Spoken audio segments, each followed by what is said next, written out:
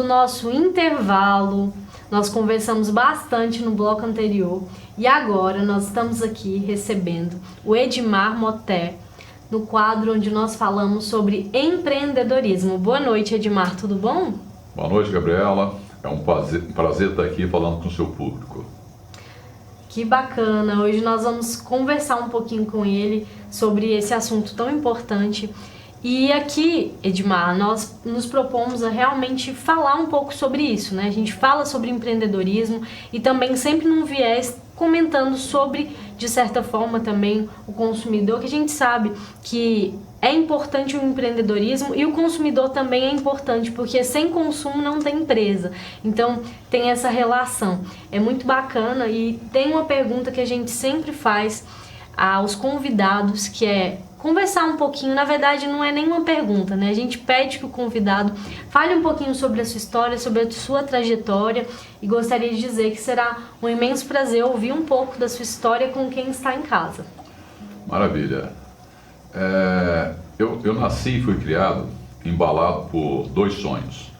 O sonho da minha mãe e o sonho do meu pai. O sonho do meu pai é que eu fosse médico ou fosse funcionário do Banco do Brasil. Na época era um excelente emprego. Acho que hoje também ainda continua, mas no interior, quem trabalhasse no Banco do Brasil era um cheque visado para o sucesso. E a minha mãe também humilde, meu pai também humilde, a minha mãe queria, o sonho dela é que eu comprasse uma casa própria. Desde quando eu fiz 13 anos, comecei a trabalhar, falar, meu filho, você tem que crescer, trabalhar, juntar dinheiro para comprar a casa própria. Então fui embalado nesses dois sonhos, né?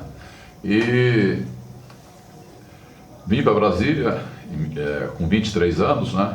Com o intuito de ser empresário. Só que eu não tinha grana, não tinha dinheiro, né? Comecei morando ali naquelas pensões que tem ali na W3, né? Acho que naquelas pensões da W3, acho que eu devo ter morado em quase todas, sabe, Gabriela? E iria um caminho mais curto para mim juntar dinheiro, foi através de vendas, né? É como você falou no início, a venda é onde tudo começa, onde termina. E eu fui ser vendedor, né? Na época me ofereceram um emprego de vendedor porta a porta. Era um emprego que normalmente as pessoas não aceitavam.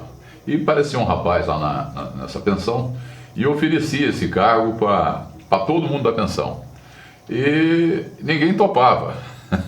Aí no segundo dia eu perguntei para ele, rapaz, você já ofereceu ir para dezenas de pessoas, ninguém topou. Talvez eu seja a única pessoa que vai topar esse desafio. E você não me oferece? Não, mas você topa? Falei, claro. E ali comecei minha carreira em Brasília, fui ser vendedor de seguros, né? Trabalhei com seguros, plano de aposentadoria, pecúlia, essas coisas. Depois me tornei corretor de imóveis, trabalhei ali na Marajó Imóveis, que era uma empresa muito conhecida, era do grupo Sofrango, e ali fui vendedor. E aonde eu passei, eu sempre fui vendedor campeão. Eu era muito focado, muito competitivo, e eu queria de fato mudar a minha vida, né? E através da venda, quanto mais eu vendia, eu ia subindo um degrau, né? Aí, lá na Marajó Imóveis, me fizeram o convite, né? Me tornei o melhor vendedor, que eu fosse gerente de vendas da Marajó Imóveis. Aí, e na época eu falei lá com o dono da empresa, como é que eu vou aceitar o desafio de ser gerente de vendas se eu ganho 4, 5 vezes mais do que o seu gerente? Aí o papo ficou por isso mesmo, mas ele insistia. Outro mês ele chegava em mim e disse, você tem que explicar para as outras pessoas o que você faz, qual o segredo. E lá pela terceira, quarta tentativa, eu topei o desafio, né? Na seguinte condição, eu ia trabalhar um período, né, na parte estratégica, como gerente, e um período eu ia continuar vendendo. Então eu teria um salário de gerente e teria também um salário sobre minhas vendas. E ali a primeira, porque quando você trabalha com venda externa, e por que não dava certo o gerente lá nessa empresa? Porque era gerente de laboratório, a venda era de rua, e o cara treinava dentro do escritório, quer dizer, não treinava nada, em outras palavras. E aí eu revolucionei esse mercado, porque cada dia eu saía como vendedor.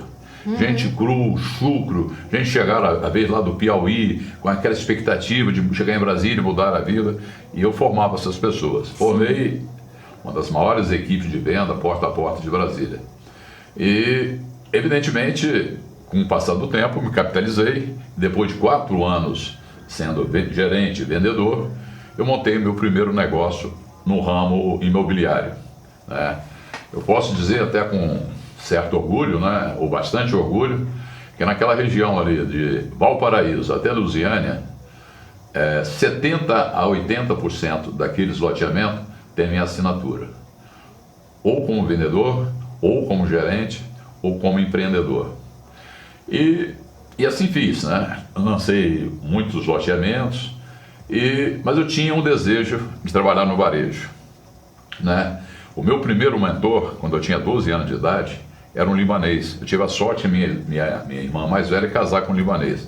E o libanês, normalmente ele vem para o Brasil, não sabe falar português, não sabe falar nada.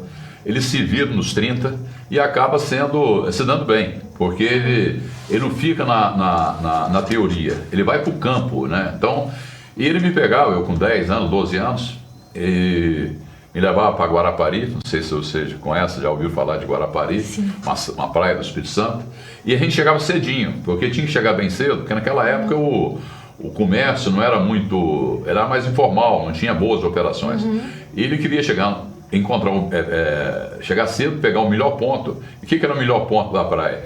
Era ficar perto ali dos banhistas, né? Então a gente tinha que chegar cedo, ele estacionava lá a Kombi e aquelas araras, eu ia lá acompanhando ele e vendo ele vender, e aquilo me fascinou. Então acho que foi o meu primeiro mentor e a minha primeira aula de como escolher um ponto de venda.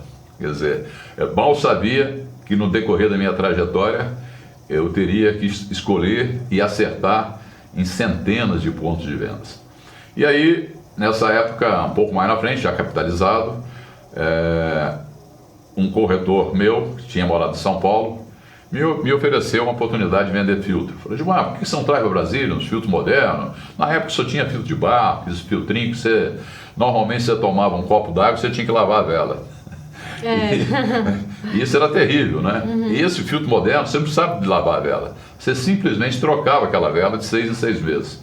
Eu olhei para aquele produto e fiz essa pergunta, que normalmente eu sempre faço quando eu vou criar um negócio, um ramo. Quem é o consumidor? Quem é que compra?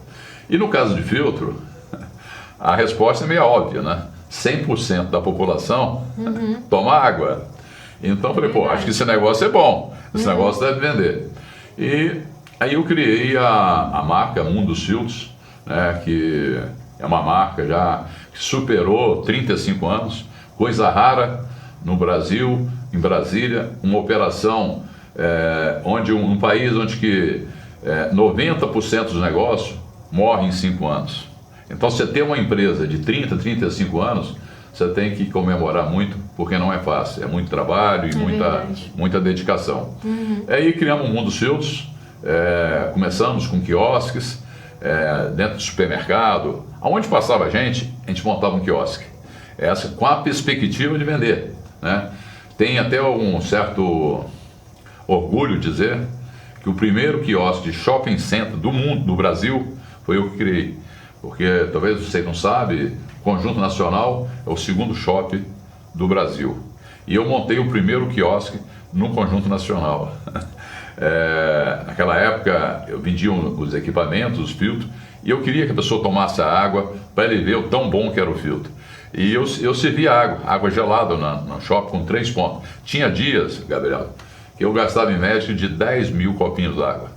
E evidentemente que a água era boa e o povo comprava os nossos filtros, né? Fomos avançando, hoje nós temos aí em Brasília 45 operações, 45 lojas, e com muita satisfação que eu digo que 90% da água consumida aqui em Brasília passam por equipamentos adquiridos na Mundo dos Filtros. Então é um market share absurdo, incrível, né?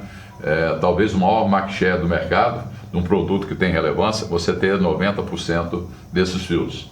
não só do filtro, a máquina de gelo que eu vendo também, para hotel, bar, restaurante, aonde você toma uma cerveja gelada, uma champanhe gelada, um vinho gelado, 90% desse gelo é fornecido também por equipamentos que nós vendemos. Então essa aí é a trajetória da Mundo Filtros. E há 7 anos atrás eu quis diversificar. Eu tinha um ponto muito bacana aqui no shopping da cidade e eu quis montar uma loja de produtos naturais, né? Na época eu procurei o caminho mais fácil, procurei uma franquia consolidada que já tivesse algo já desenvolvido e procurei na época a Mundo Verde, né? Que era a maior franquia de produtos naturais do país. E me responderam que era impossível me passar essa franquia, porque Brasília já estava tudo dominado, já tinha 8 operações, estava cheio. Isso muitas vezes uma empresa que está na mão do executivo, é uma decisão errada, acaba criando uma situação que às vezes não é boa para a empresa. E aí, como foi negada essa possibilidade, aí eu bolei, fiz um plano de negócio, viajei, gastei um pouquinho de sola de sapato, né? Porque eu viajei para o Brasil, viajei para fora e trouxe uma loja moderna, uma loja bacana, uma loja chique, elegante, mas com preço. Desculpe te interromper, eu quero saber que loja é essa, mas vai ser depois do intervalo. Beleza. Já voltamos.